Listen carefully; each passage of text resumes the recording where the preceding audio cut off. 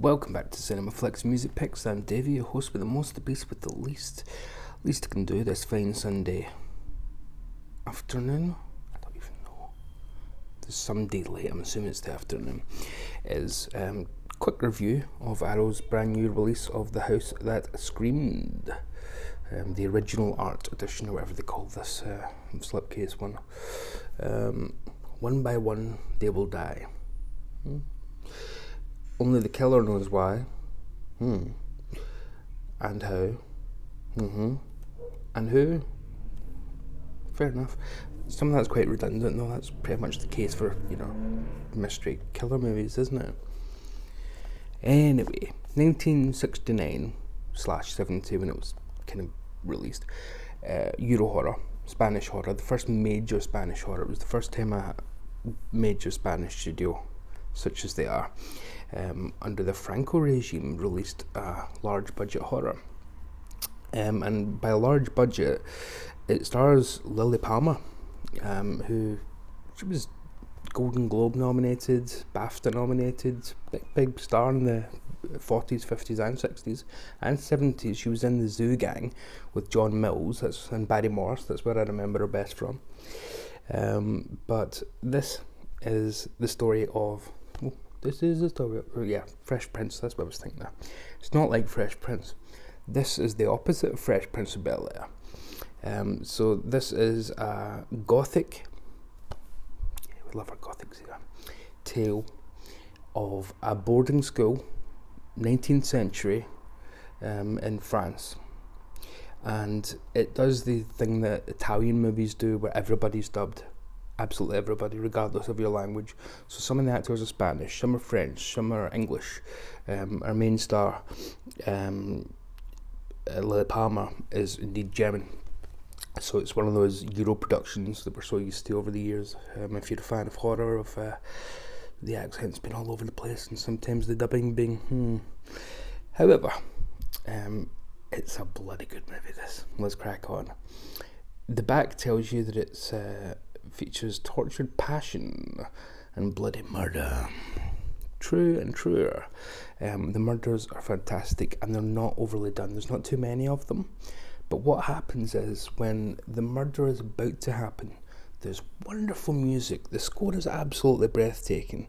It's by Waldo de los Rios. Of course, the Waldo doesn't sound very Spanish, but then de los Rios doesn't sound like it could be any more Spanish if it tried. It might as well be called Waldo Paella. But his score, wonderful. So just before a kill, it'll build into a really beautiful score, like gorgeous, haunting, wonderful, just stunning, breathtaking, beautiful. And then at the actual moment of the stabbing or the cut, whatever the method is that time, the music completely cuts and you're left with just the bloody act itself. So and it goes into slow-mo, so when we're just building up to it, there's a beautiful crescendo of death. But then when the actual act happens, we're left with the cold light of day. It's a really fascinating way to do that, and it lets you get into the movie magic of the romance of these kind of things, of a lovely Gothic, and then takes you back out and says, look at that, you were enjoying watching a young girl getting absolutely slaughtered there, you sicko. Brilliant. I thought that was a lovely touch, absolutely gorgeous.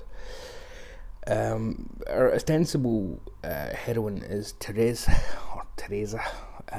who's the new girl at this school, which we quickly find out is a school for wayward girls. Probably back then, any old excuse to put them there. She's there because her mother's a prostitute. No real, for goodness sake, it's not a crime. Well, it's technically, Take that back. But, she's been put away.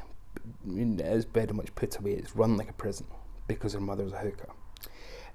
Some of the other girls there freely admit they're there because they've been a wee bit promiscuous. So they're all a bit older.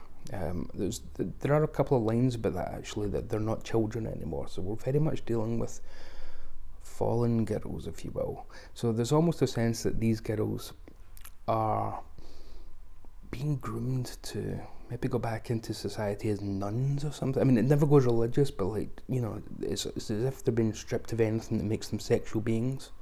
You know, that doesn't work, because our real star, Madame Fourneau, Lily Palmer, she's the head mistress, and she's so good.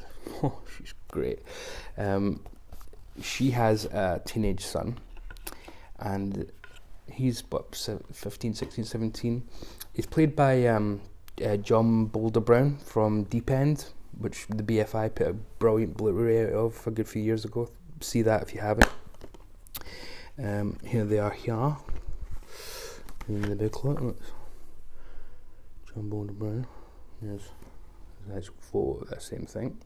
There's Lily Palmer and there's John. And he's a teenage boy in a school full of girls. What do you think happens late at night and in those little moments where they're not all being watched? Yeah.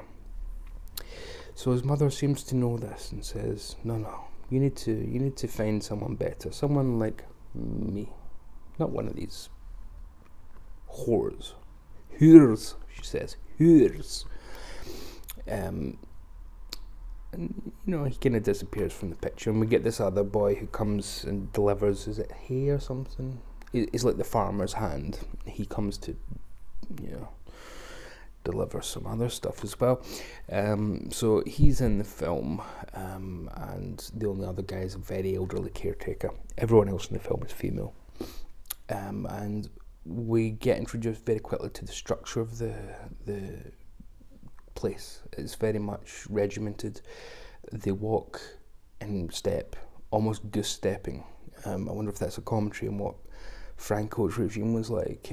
They literally are goose stepping to their bed as soon as they finish their soup for their dinner, which they all seem to be going 1, 2, 1, 2.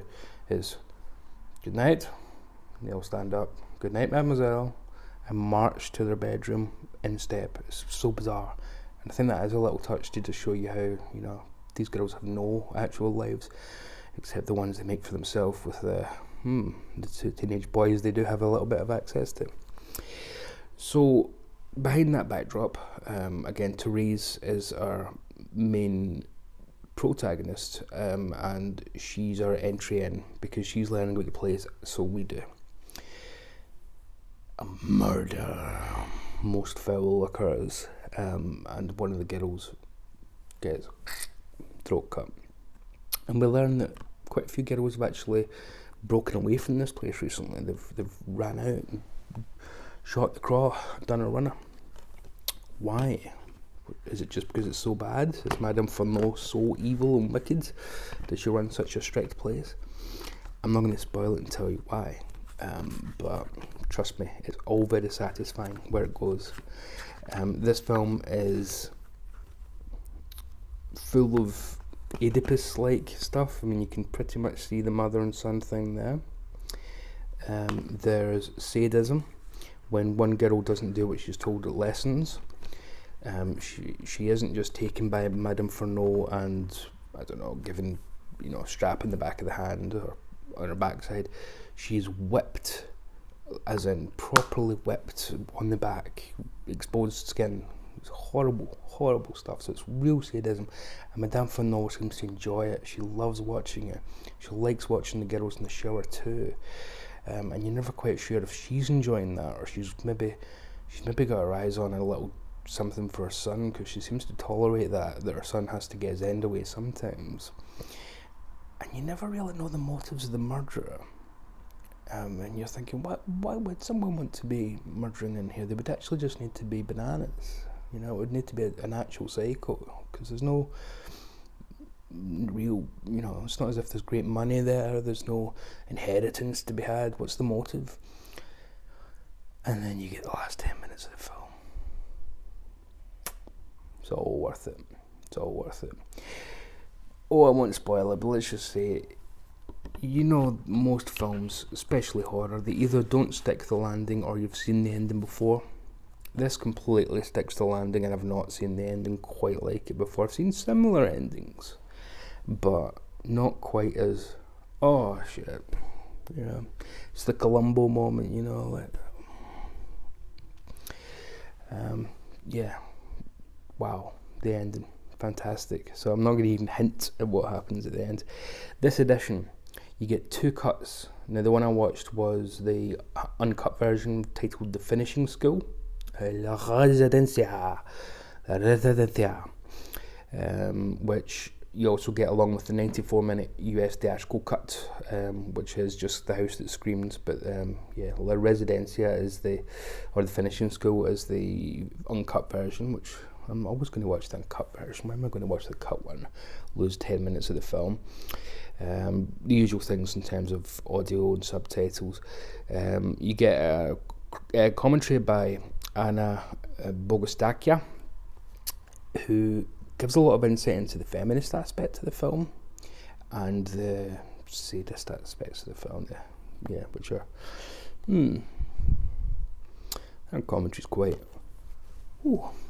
This Boy's Innocence, an unreleased interview with John Mulder Brown, who's brilliant in this. The only problem is his dubbing. He's supposed to be 17, and whoever dubbed him was clearly a 12-year-old. Hello, Mummy. I'm a 17-year-old boy. No, you're not. All About My Mama, a brand new interview with Juan Tabar, author of the original story. Archive interview with Mary Maud, one of the girls from the 2012 edition of the Festival of Fantastic Film. Brand new interview with the director's son. Brand new interview with horror expert Dr. Antonio Larraz Rebola, discussing the history of the film and its director. A little bit dry, that. The director's interesting though, Narcisco Ibnez Serrador, who horror hounds will know because he directed Who Can Kill a Child, which, yeah, between this and Who Can Kill a Child, Mr. Serrador knew how to do his endings, because the ending of Who Can Kill a Child is, they can fucking mow those kids down. Yes! Oh, what a time, what a time. So, highest recommendation, folks. It looks stunning.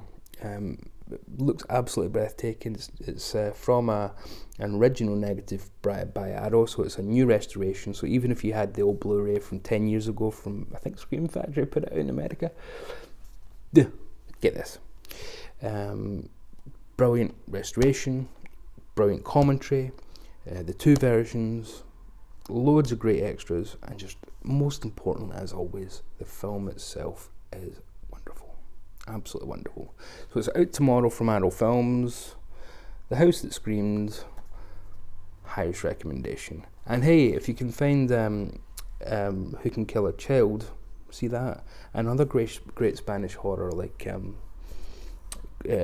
Manchester Morgue. That's Spanish, even though it's set in England. It's a Spanish film.